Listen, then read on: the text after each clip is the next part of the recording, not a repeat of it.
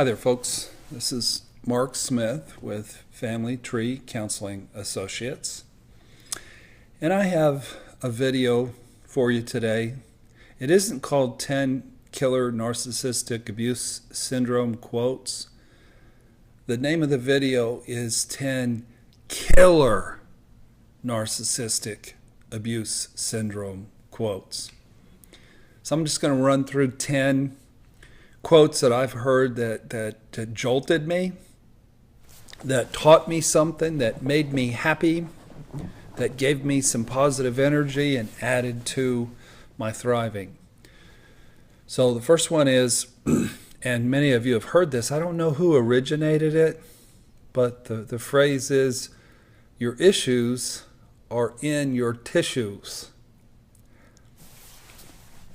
Of course, complex PTSD and narcissistic abuse syndrome are very physiological conditions.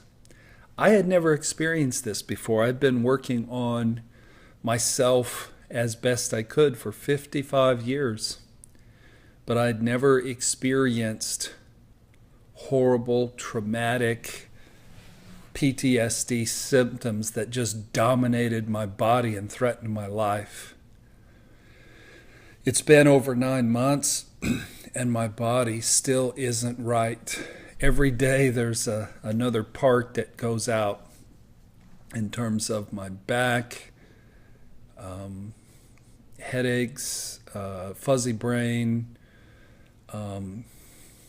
just being really tense and feeling like my insides are on fire. There's so many things that just keep coming up.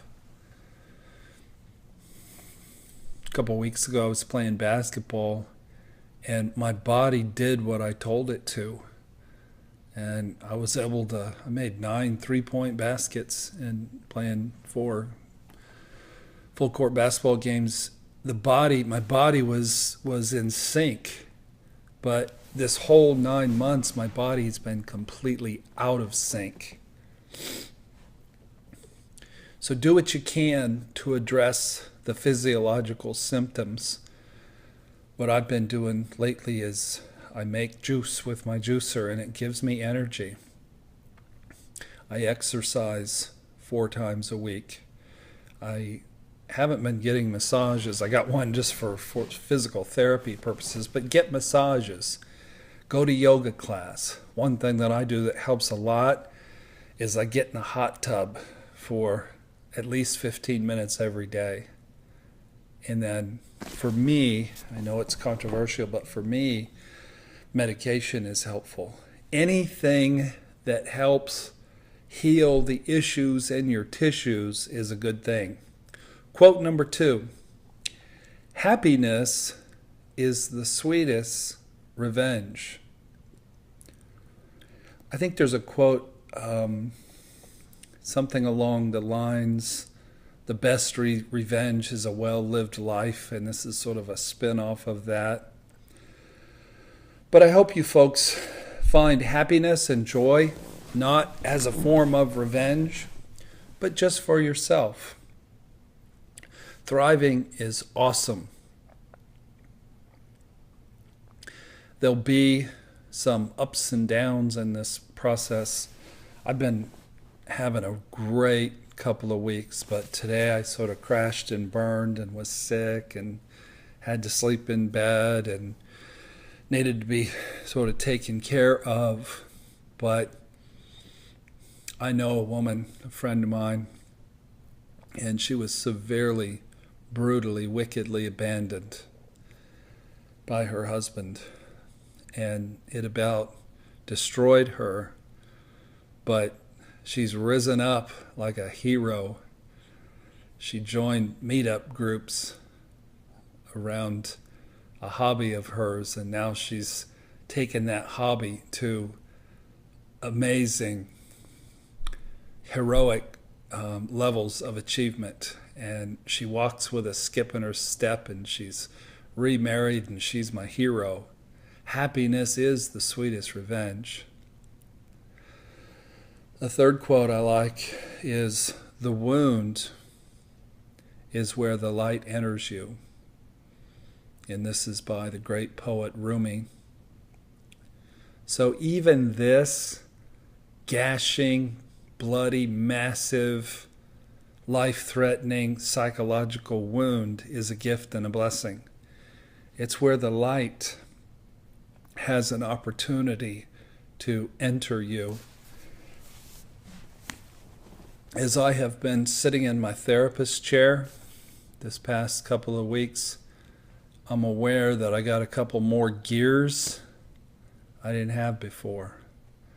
I have more calmness, more empathy, more confidence, and more wisdom than I ever had before. And I know I can just breathe deep, be present, and then reach over and put my finger right on the problem. It's a gift. And much of that gift came from the wound. I've been told I'm softer, I'm sweeter, I'm kinder, and I'm certainly more aware. The wound is where the light enters you. Quote number 4, crocodiles are easy. They try to kill and eat you. People are harder. Sometimes they pretend to be your friends first before they try to kill and eat you. That's a quote by Steve Irwin, the crocodile hunter. I thought this woman was my very best friend on this planet. And the truth was, I was sleeping in a bed next to a deadly crocodile who really did not care about my well-being in any way, shape, or form. I didn't know she was a crocodile. I didn't know she was deadly. I didn't know that she was vicious. But she was all of those things. Watch out for crocodiles, folks. Make sure the people around you are safe and fully human, equipped with empathy. Sniff them out. Vet them. Don't let them at the soft, sacred, living tissue of your heart if they're a friggin' crocodile. Number 5 was a quote, and I didn't get the lady's name and I didn't get her permission, but it was a comment on our YouTube channel, so I hope this is okay, whoever wrote this. They were talking about, somebody asked him, how does it feel? How did it feel to go through this abuse? And this lady wrote, I was shredded, like somebody took a cheese grater to my insides. Pretty accurate. Pretty accurate.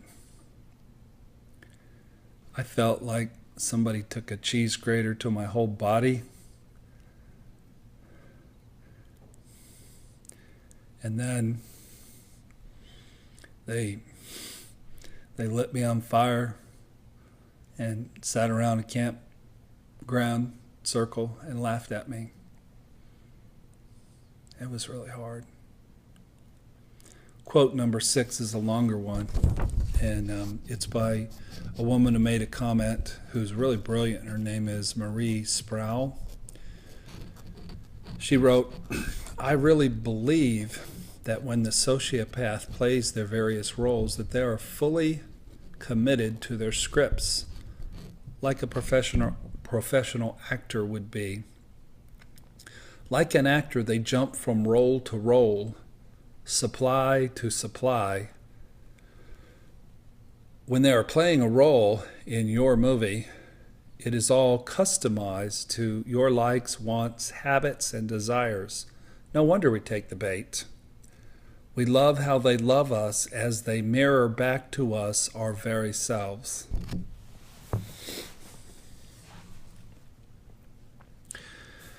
The woman I was involved with, her real self was brash and crude and vulgar and alcoholic and had no sexual boundaries and was, pardon my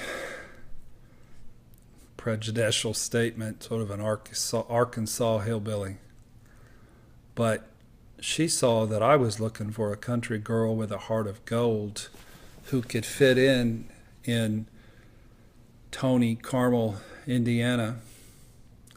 So she quit wearing jeans and she quit going to country bars, and she wore dresses and she wore makeup, and she tried to sell me on, I am this upper middle class, intelligent, good person of high character, when she was really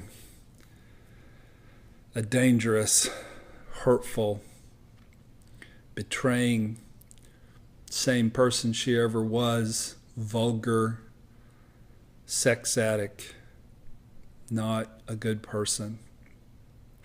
But the woman could act.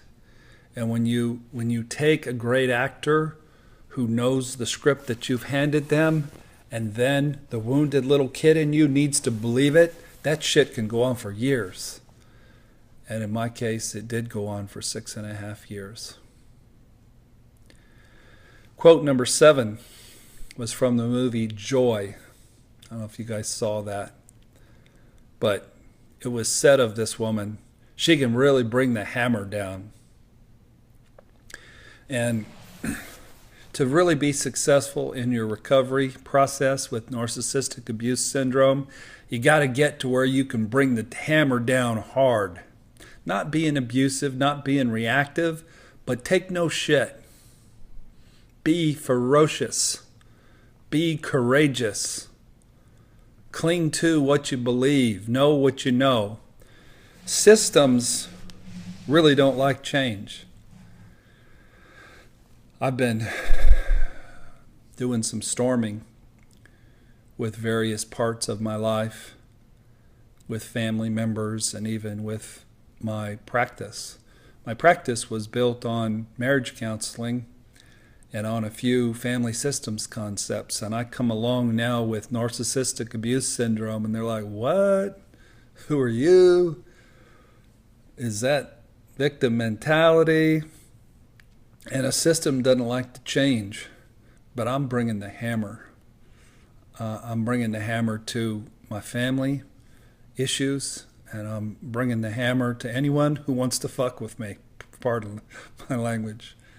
Going through this will put fire in your belly, and once you've fought hard for what you believe, once you've walked through hell and back 50 times, you know what you know, and you're not going to let some knucklehead who's not been through it dissuade you. Right? Bring the hammer down. I bring it to these videos because I want to hammer some of these truths into your heart and into your soul, where it'll do you some good, where it will sustain you and give you hope. For some of you, it'll keep you alive. The 8th quote, never be ashamed of a scar. It simply means you were stronger than whatever tried to hurt you. Don't be ashamed that you've gone through narcissistic abuse syndrome, that somebody apparently used you and made a fool of you and apparently ravaged your body, your finances, your reputation. You'll get over it. You can rebuild. You'll have a scar. My little boy, when he was about 2, he's 25 now, Jarrett Michael, we were in Sam's Club, and he slipped and fell on a cart, one of those big carts, and he cut his chin right here, and he had to get a few stitches. But now, that handsome son of a gun has a really cool scar, and he's dating half the women in San Francisco right now, I believe. Scars make you interesting.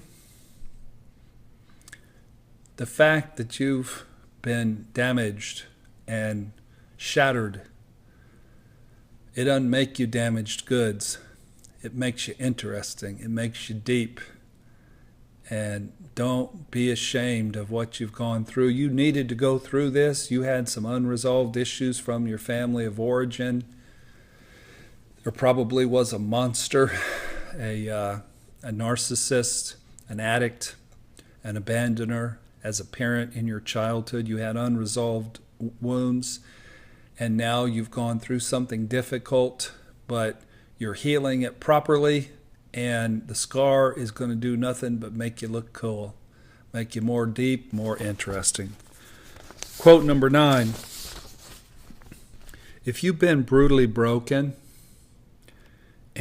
but still have the courage to be gentle to others, then you deserve a love deeper than the ocean itself. I'm going to read it again. This is by Nikita Gill. If you've been brutally broken but still have the courage to be gentle to others, then you deserve a love deeper than the ocean itself.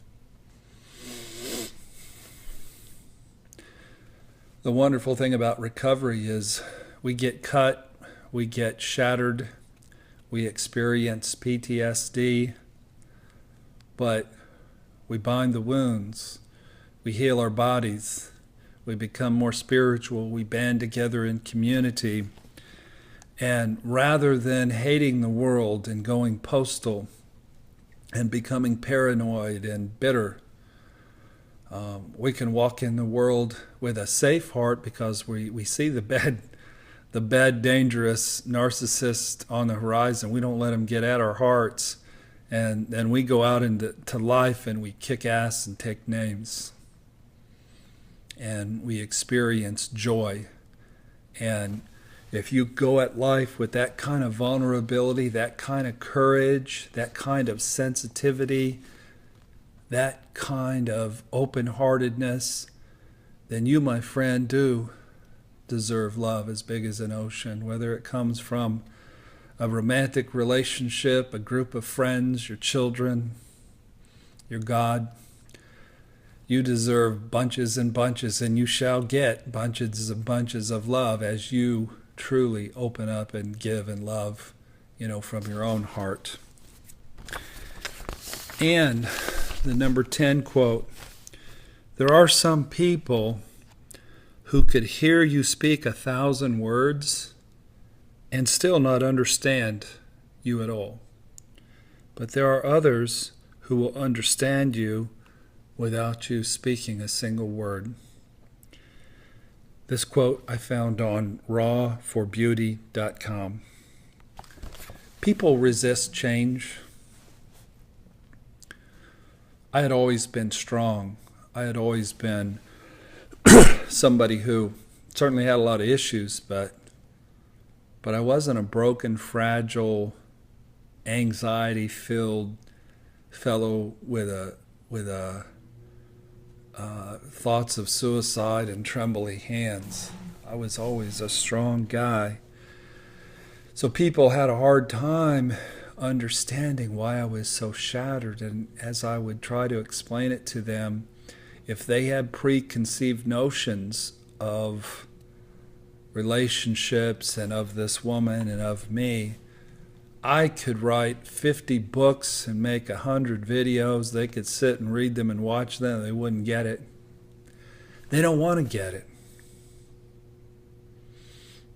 I had a fella come to a party over New Year's, and we were playing a fun card game, but it was a new card game, and it was very simple, but he sat there and said, I just don't get it.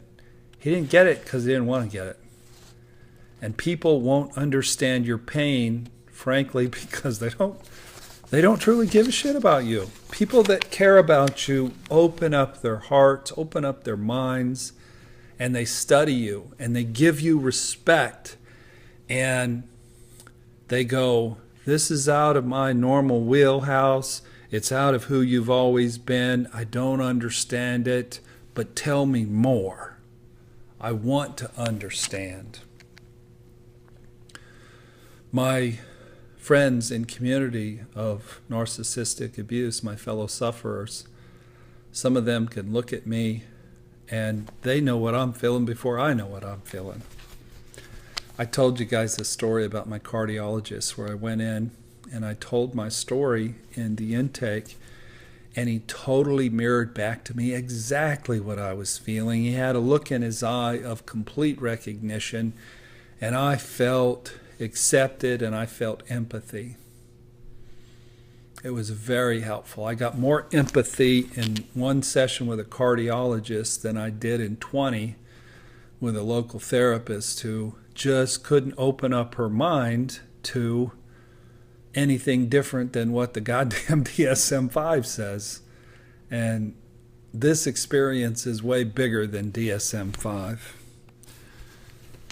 So protect your heart. Don't talk with people who are stone brick walls. But as you develop your strength and your assertiveness, there are sheep behind me. You will gain the respect of people around you. I'm 9 months in to recovery, and my life is soaring to beautiful, amazing heights. And I just tell people, just if you don't think this syndrome is real and you don't think my recovery is real, just sit back and watch me and see what's coming. Because thriving, it's a momentum thing, and I feel like a snowball rolling downhill. It's become a snow boulder. That's the beautiful thing about recovery. So these are 10 quotes that spoke to me. I hope they've spoke to you. I hope you like the sheep in the background. Thank you for watching today. If you haven't joined our YouTube channel, do that, Family Tree Counseling on YouTube. And I got 2 really good videos on Narcissistic Abuse Syndrome. You can buy them for $3 a piece. Go to our website, familytreecounseling.com. I care about you folks. You're my people. God bless you.